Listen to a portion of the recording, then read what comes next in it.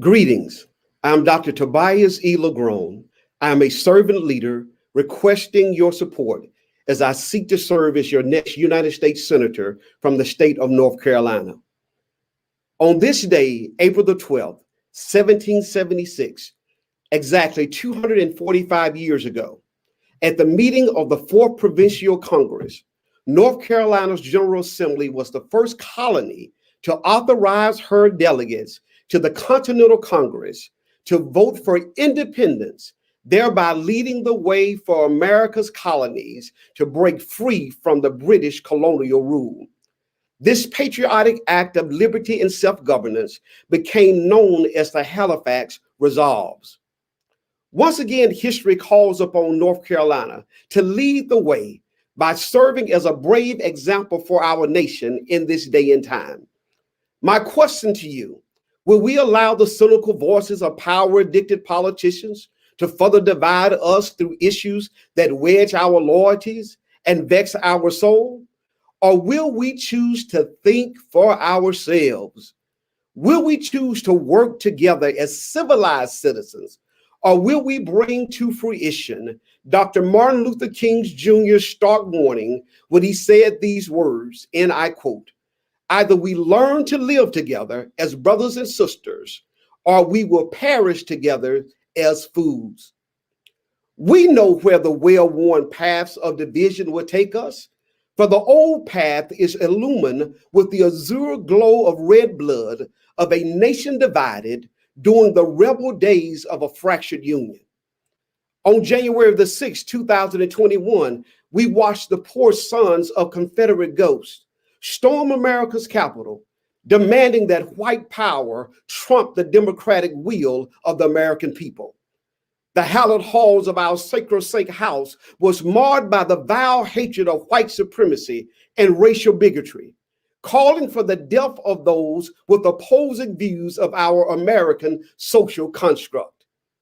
Most recently, the state of Georgia, the home of Mr. Hank Aaron, Georgia struck out morally when it enacted Jim Crow-style restricted voting laws to drastically decrease citizen access to the voting booth. We must resist radical right-wing ideology that professes an all or nothing, my way or the highway attitude, but we also must resist the extreme leftist cancel culture, a cancel culture agenda that seeks to tar and feather one in the town square of public opinion without due process in the court of law. Let us choose to stop blindly following after others. Let us choose to stop blindly choosing sides. Rather, let us choose to work together to find reasonable solutions to the pressing needs of climate change, the opioid epidemic, minimum wage increase, a livable wage, and higher pay for our teachers. For way too long, we have allowed political pundits to divide our attention and conquer our lives with the divisive rhetoric of wedging issues.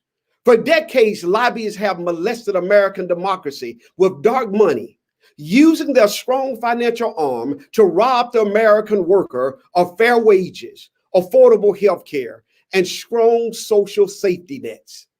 Corporations have an important place on the canvas of the American dream, but corporations cannot be the abusive mate whose selfish decisions cripple the whole family unit.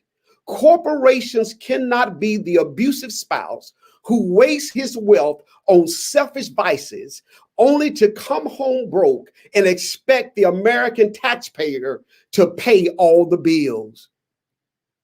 The unknown can be frightening for any of us. We look to our right and we ask, who is right? We look to our left and only see the broken lives of those whom Wall Street has left behind. Where do we find a balanced center to stand on? Yes, our country is in trouble, and destiny has uniquely positioned us at the crossroad of decision. In choosing our next United States Senator, will we choose a path of progress, innovation, opportunity for all?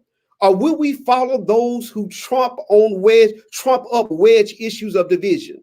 Divisions that lead us down a well-worn path of disunion, of neighbor against neighbor, father against son, mother against daughter, son against son. Well, some ask, Dr. LaGrone, why you and why now? I believe that every person is born on purpose, for purpose, and with purpose. A major part of my God-designed purpose for over 30 years has been that of a servant leader, working on behalf of working families, preaching the good news of encouragement, counseling the emotionally wounded, coaching the bad-tempered teen, guiding the wandering entrepreneur, helping the hurting husband, and praying with the grieving mother. I am a servant leader, and I seek to bring this servant leadership model to the position of United States Senator. This day, you are presented with a choice. I'm a fair and balanced candidate, a son of the South, raised on a rural farm by Bible-believing parents and grandparents, educated in the public school system, the first in my generation to attend college, and ultimately, by the grace of God, earned an accredited doctoral degree. I'm a small business owner, married to my lovely wife for 28 years and counting. And we have one daughter who is a senior in the UNC system, who will be graduating college with a major in communications and 3 minors. And we are so proud of our daughter. As a pro-life Democrat, I believe that God, our intelligent creator, created every life on purpose, for purpose, and with purpose. According to Jeremiah 29:11, life is sacred from the womb to the tomb. When it comes to the question of choice, that choice can only be made by the couple and the qualified medical professionals. That choice can only be made by the couple and qualified medical professionals. Government has no business in anybody's bedroom. In terms of our tax dollars, we as people of faith do have a right to demand that our tax dollars not be used to abort the God-designed destiny of any child, either through abortion, unjustified police shootings, school-to-prison pipelines, or foreign wars for corporate profit. As a clinical psychotherapist, I believe in best practices, data-driven solutions that empower people to realize their fullest potential. Faith and facts are not in opposition to each other. Data informs us what is, but faith tells us what can be. As your next United States Senator, I propose several groundbreaking legislative acts that will empower the American people to live lives in pursuit of happiness and in pursuit of peace and fulfillment. One such act is the Family and Child Care Education Relief Act. We know that some people in this country and in North Carolina are spending as much as 28% of their income on child care. Data tells us from the Economic Policy Institute that in North Carolina, a minimum wage worker would have to work full time for 33 weeks in order to pay the child care bill for one child. That is unacceptable. We can be better. We can do better. Another act is the Right to Know Act. We know that science informs us that when we are approached by anyone, including law enforcement, that the brain goes into a state of fight, flight, or freeze. And I'm promoting the Right to Know Act. So when law enforcement approaches any person, that law enforcement personnel has to tell that person why they are being approached. I'm also proposing the Law Enforcement Malpractice Act. We need no repeats like the mistreatment and the murder of Mr. George Floyd. And we need the Law Enforcement Malpractice Act so the Justice Department can have full authority to revoke the license, the law enforcement license of any bad actors and law enforcement. As a clinical therapist, and many of my colleagues who work in nursing or the medical profession or are in any other profession, there's a state registry of bad actors. And if you're on that registry, the whole public knows your record. I'm also promoting the Consumer Data Transparency Act. Every citizen needs to know what is happening with the data that is being accumulated by all of these huge companies. And last but not least, the Worker Protection Against Artificial Intelligence Act. Employees would have to notify you if your job is going to be replaced by artificial intelligence. What we know from research is that North Carolina is the center of the United States textile industry, as well as home to many other manufacturers. In the next 12 years, just in the Greensboro, High Point, and Winston-Salem area, out of the 308,000 jobs, as many as 63% of those jobs are at risk of being replaced by artificial intelligence. That's out of 308,000 jobs, 196,000 jobs are at risk of being replaced by artificial intelligence. And the numbers are comparable in Charlotte, Wilmington, Asheville, and other regions. The greatest threat to your economic future is not immigration, it is automation. Who in Washington, D.C. is advocating for us? How do we find our centering balance in this new world of automated technology, artificial intelligence, quantum science, supercomputers, Facebook, Instagram, TikTok, DoorDash, Instacart, Zoom conferencing, and self-driving cars? How do we enjoy the remarkable technological advancement of our George Jetson world while saving our democracy from those with a Fred Flintstone mentality? This election really is not about being a Democrat or a Republican.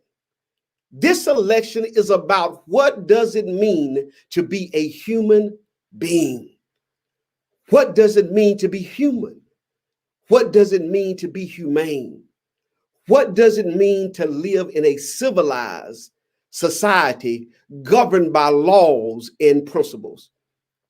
Today, North Carolina, we are faced with a choice.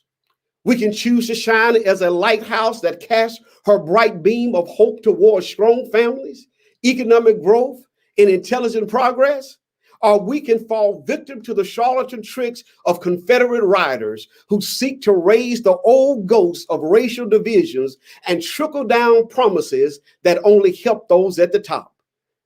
As I close today, it was Halifax County Judge, North Carolina Judge Walter Clark, who selected these God-inspired words, laden with the philosophy of Cicero, as he offered this saying as the official North Carolina motto: Esse quam videre, esse quam videre, to be rather than to seem.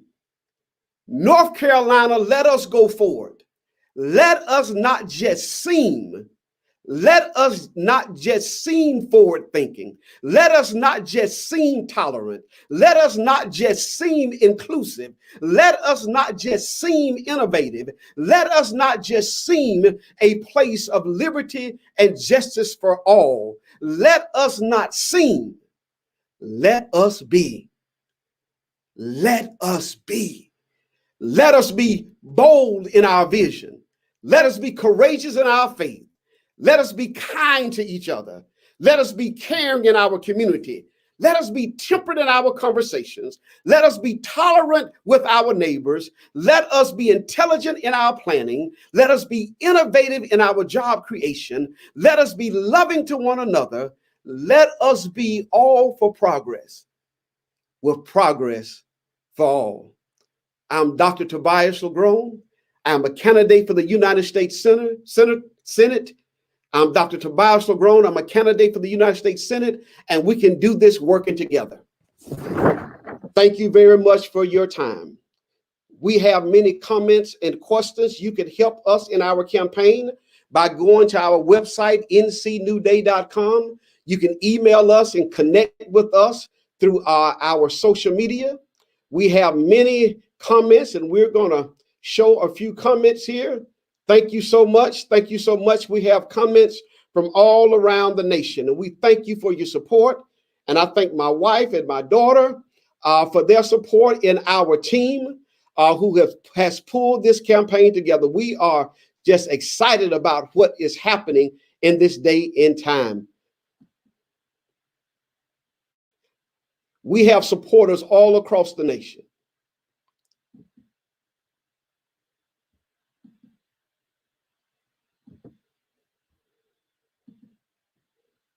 We're going to just show a few supporters here. Awesome, awesome. Thank you so much. Thank you so much. And we ask that you share this stream on your page. Please share this screen on your page.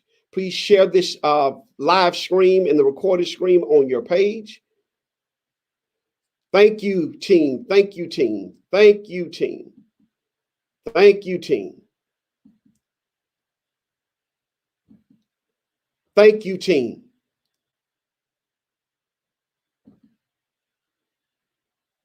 Thank you, team. Thank you, team. Thank you, team. At the conclusion of this broadcast, you will be able to come back to this site and you will be able to give through this link. And we will have more information in regards to how you can support the campaign.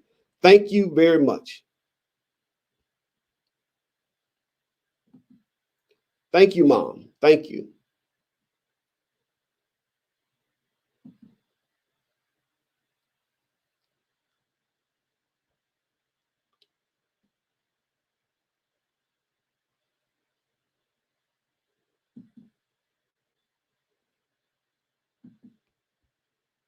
And this is the conclusion of our broadcast today.